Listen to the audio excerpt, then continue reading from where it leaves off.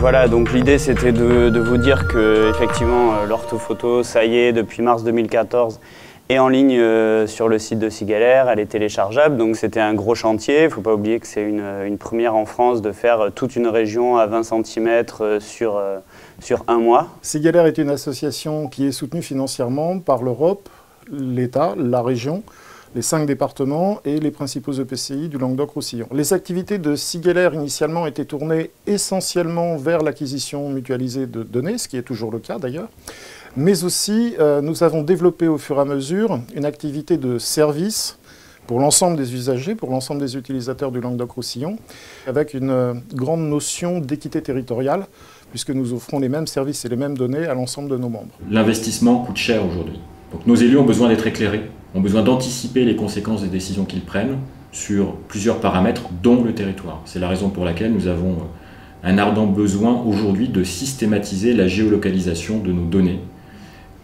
Et à cet égard, le système d'information géographique, qui était conçu à l'origine comme étant périphérique au système d'information de gestion globale de la collectivité, est devenu partie intégrante du cœur du système d'information de gestion.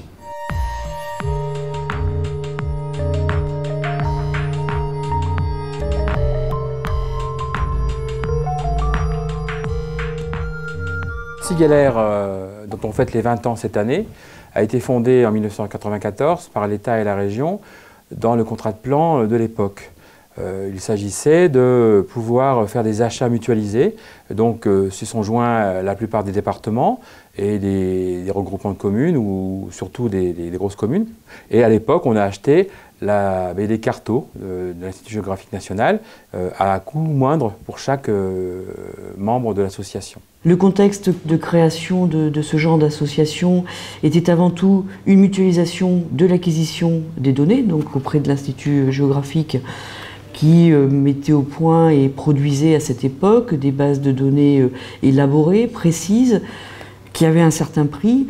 Et l'intérêt de ces regroupements permettait effectivement de diminuer les coûts d'acquisition pour les membres de l'association.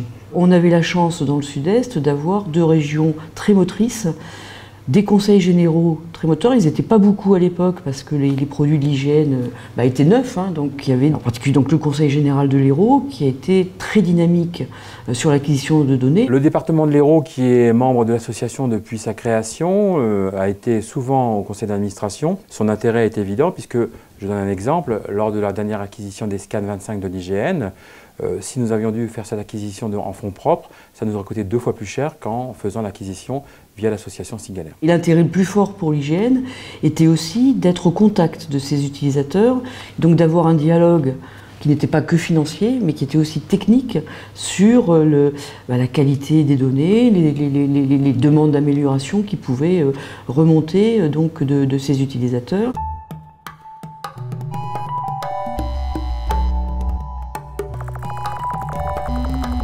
On arrive à des situations des fois qui peuvent confronter l'espace urbain, son développement, toute proportion gardée, avec l'autre espace, l'espace naturel, qui est tout autant occupé soit par la forêt ou soit par les activités agricoles. Donc un enjeu très fort sur cette frange entre ces 2 espaces qu'il faut aménager et aménager durablement. Ce premier projet d'occupation du sol, de cartographie d'occupation du sol, il a été choisi parce que ça n'existait pas, mais il a été aussi choisi parce que c'était un projet peu coûteux finalement.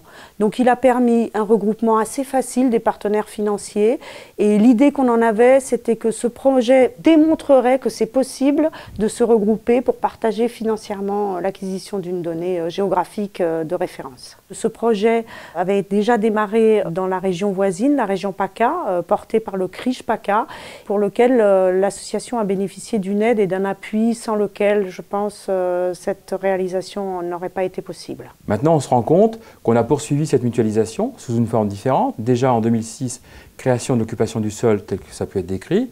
Et ensuite, maintenant, 2012, création d'une ortho-image à l'échelle régionale à une précision de 20 cm et pour un coût qui ne pourrait pas être supporté par un seul des membres. Ce projet a permis, au travers de la motivation de partenaires financiers, de dégager la possibilité d'avoir un emploi ferme, un animateur de l'association qui a grandement participé à tous les projets de l'association.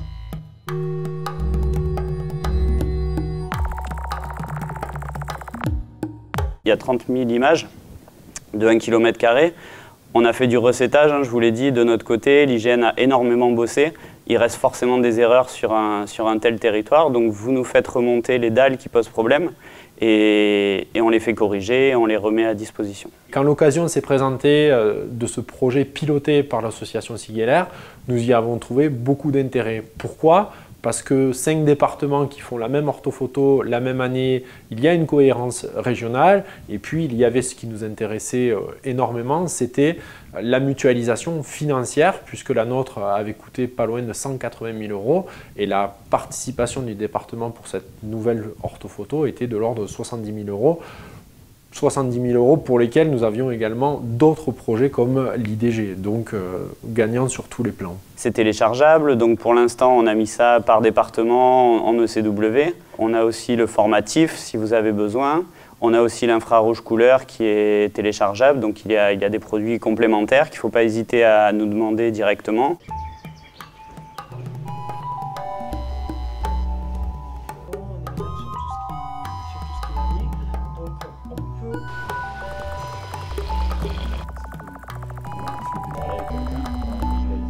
L'équipe est constituée actuellement de 6 personnes complémentaires qui constituent une équipe pluridisciplinaire. Et ces moyens nous permettent de conclure des partenariats institutionnels avec notamment l'IGN, l'INSEE, un partenariat en cours avec Géosud. Depuis quelques années maintenant, on est en train de vivre une révolution parce que les satellites deviennent plus performants. Ils se rapprochent beaucoup par exemple de la photographie aérienne. Il va y avoir une nouvelle génération qui va permettre de suivre de manière beaucoup plus dynamique, à des échelles fines, l'évolution des territoires.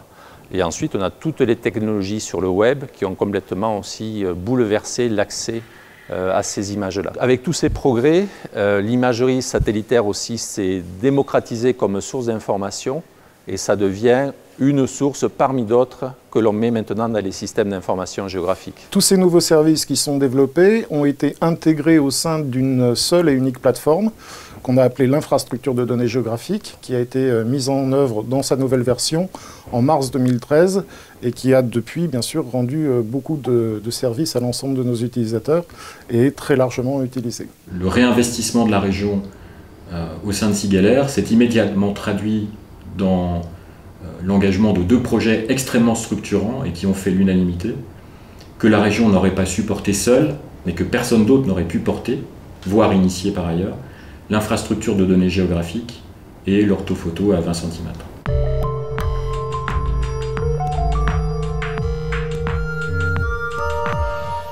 Siguelaire compte actuellement 140 membres qui sont constitués en groupes de travail. Ça a toujours été le cas à Siguelaire et c'est ce qui nous donne une grande faculté d'adaptation. Les groupes de travail de Siguelaire, pour moi, ils ont un intérêt. Ils permettent de partager de la connaissance, des méthodes, des outils entre différents agents de différentes collectivités, ce qu'on ne peut pas faire toujours dans nos professions. J'y vois l'intérêt d'une valeur de partage intellectuel qu'on peut avoir entre nous. Outre le fait qu'on a des réalisations de mutualisation qui se concrétisent notamment par la journée professionnelle annuelle qui est aussi l'occasion de partager des connaissances entre les acteurs du territoire. L'IGN participait à la préparation, à l'élaboration de ces journées qui prenaient un certain temps et était associé aussi pour un apport technique. On a bien sûr fait des présentations sur l'organisation de l'IGN, sur les nouveaux produits, sur ce qu'on mettait en place pour mettre à jour les données. Mais ça allait même au-delà de ça. J'ai le souvenir d'une présentation, mais que j'avais déléguée, parce que sur la géodésie, sur toute la modélisation de la surface terrestre, les systèmes de projection. Voilà, donc on était vraiment associés au titre technique aussi. Il y avait vraiment une ambiance amicale. Philippe Petit-Hugon en tête, bien sûr, mais tous les autres. Donc ce petit groupe d'une dizaine de personnes là, qui s'impliquaient bien. C'était un plaisir de préparer ces journées professionnelles, en fait.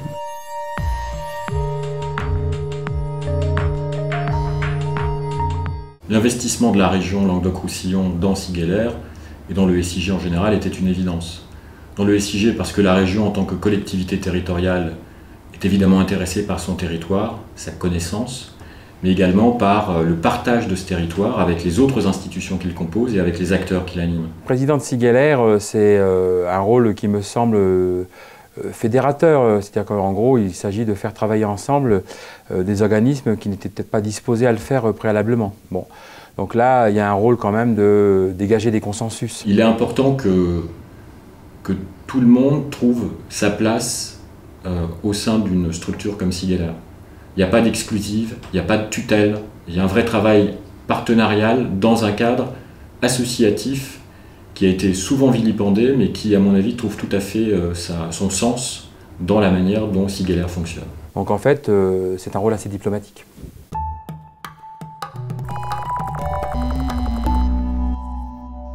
Notre action dans les prochaines années va être de continuer nos acquisitions mutualisées de données.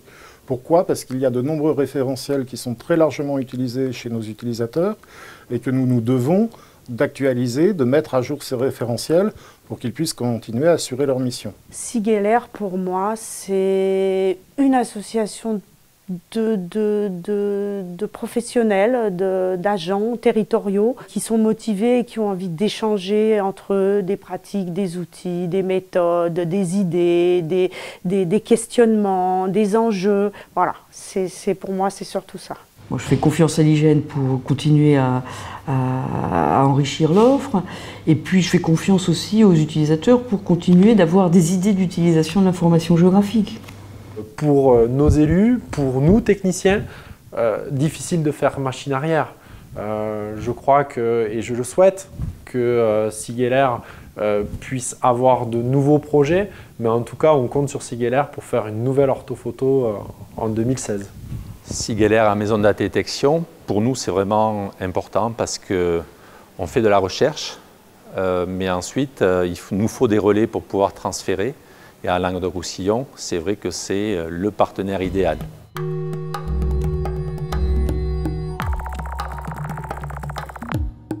Le grand changement de ces dernières années et qui va nécessairement se consolider, se développer dans les années suivantes, c'est l'impulsion donnée par le gouvernement et par les plus grandes villes de France sur la libération des données. Donc nous avons une responsabilité au regard de ces données publiques, de les mettre à disposition d'acteurs susceptibles de créer de la valeur, de créer de l'emploi, du développement sur le territoire, mais en veillant à l'intégrité des données en question et en veillant à ce que nous nouions des partenariats qui soient parfaitement équilibrés.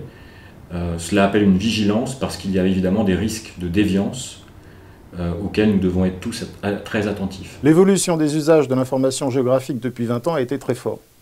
Je suis convaincu qu'aujourd'hui, on est au bon endroit au bon moment et que dans les 10 années à venir, les usages vont se développer de manière exponentielle. D'une part, par la volonté affichée par les acteurs publics et le secteur privé de partager les informations et de les libérer, et d'autre part, par l'appropriation par le grand public, surtout les médias mobiles, de l'information cartographique.